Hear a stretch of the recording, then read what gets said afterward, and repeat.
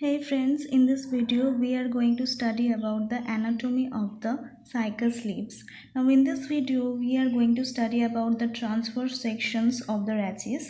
So this is the rachis, this part is the rachis, and these positions are the leaflets, as you can see in the green color.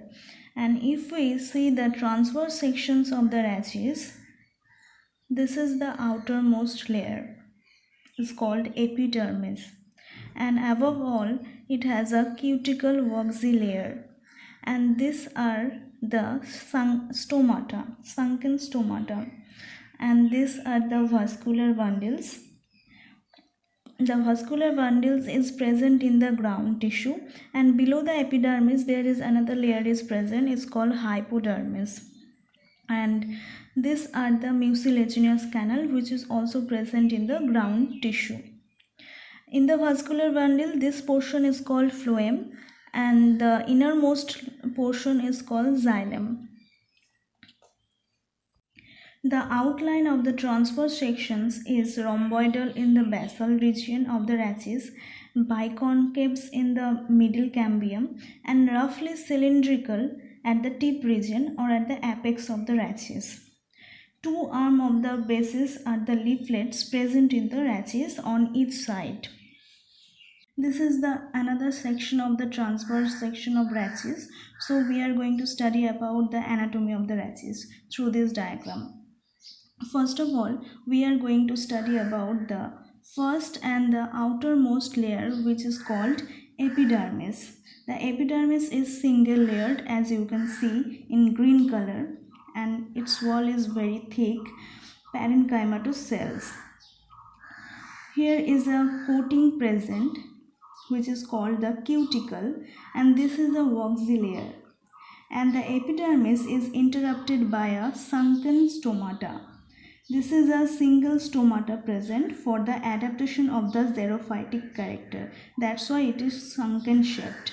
Now after this epidermis we have this region is called hypodermis. So this is a multi-layered hypodermis which is differentiated into two zones. The first outermost zones is called chlorenchymatous hypodermis, and the inner multi-layered highly thick layer is called sclerenchymatous hypodermis. The chlorenchymatous hypodermis help in photosynthesis, while the sclerenchymatous hypodermis is help in protections and also mechanical strength. And it is differentiated into outer 2 to 3 layers of chlorophyll containing thin walled cells of chlorenchyma, and inner 4 to 6 layers of thick walled lignified sclerenchyma. And sclerenchyma is poorly developed on the lateral side, and it is also seen in intermixed with the chlorenchyma. So after the epidermis and the hypodermis, there is a other region, is called the ground tissue of the rachis. The ground tissue is filled with parenchymatous cell, and it is consist of numerous mucilagenous canals. So this is the structure of the mucilagenous canal. Here in this section, the small dots is called mucilagenous canals, and also few cell contain the star-shaped crystals calcium oxalate. This is the calcium oxalate present in the ground tissue. So this part is whole part is called ground tissue. Now most important structure which is also present in the ground tissue, this is called vascular bundle. The whole structure is called vascular bundle. So this is also the vascular bundle. In this section you can see numerous vascular bundle are embedded in the ground tissue, mainly present in the base area.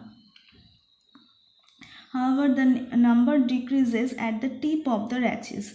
As you can see in this, in the base part there is numerous vascular bundle, but in the tip part the number is decreases.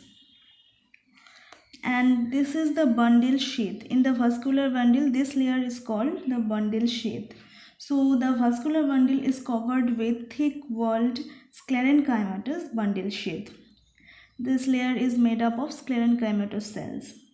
And below this bundle shape, there is another layer is present. This is called the pericycle.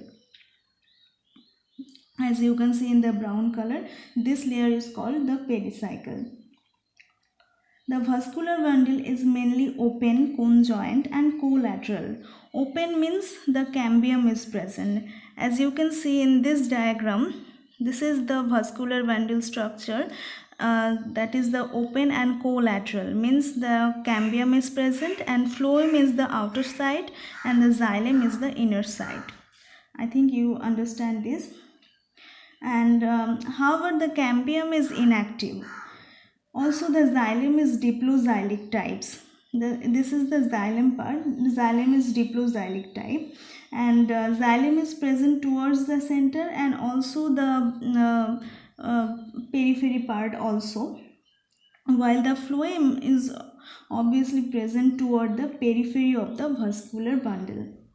Diploxylic means there is two types of xylem present. One is centripetal xylem, another is centrifugal xylem. Centripetal xylem is present in the periphery of the vascular bundle, and the centrifugal xylem is present toward the pith region. So two types of xylem is present, that's why it is called the diploxylic type.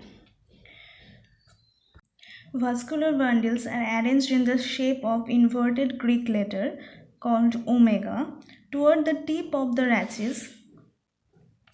The arrangement is sheath-shaped manner and their number is comparatively less.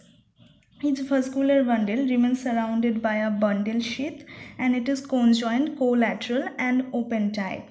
The xylem of each vascular bundles present towards the inner side, and it is called, this xylem is consist of tracheids and the xylem parenchyma, and cambium separates the xylem phloem to xylem, and this is the cambium. I hope this video is helpful for you. Please hit the like button and subscribe my channel and also share to your friends.